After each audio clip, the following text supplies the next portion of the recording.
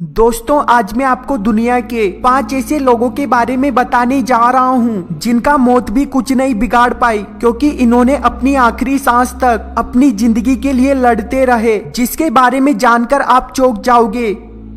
Jason Ogale.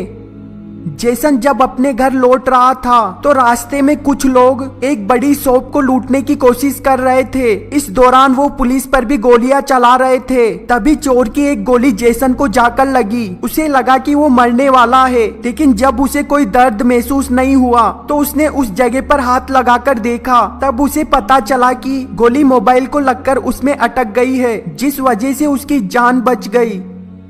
Natalia पास्टरनेक। साल 2015 में Natalia अपने दोस्त के साथ जंगल से गुजर रही थी। इस दौरान उसे अंदाजा भी नहीं था कि उसके साथ क्या होने वाला है। तभी अचानक उसके सामने एक बड़ा भालू आ गया, जिसने नतालिया पर हमला कर दिया। तभी उसकी दोस्त सहायता के लिए वहां से भाग गई। जब भालू को लगा कि उसका शिकार मर गया तो वो नतालिया को घास और पत्तों से ढकने लगा, लेकिन तभी पुलिस वहां पहुंच गई और उस भालू को जान से मार दिया। उन्होंने देखा कि नतालिया की सांस चल रही है, जिसके बाद हॉस्पिटल में इलाज के बाद नतालिया वापस से पहले जैसी ठीक हो गई। समबोरा।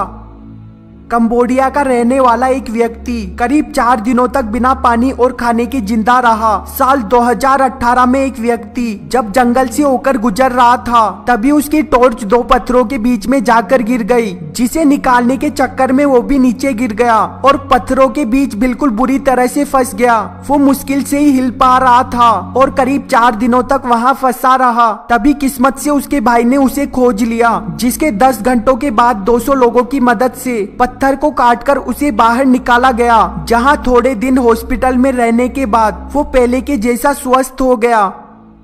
ग्रेग रस्म्यूसन।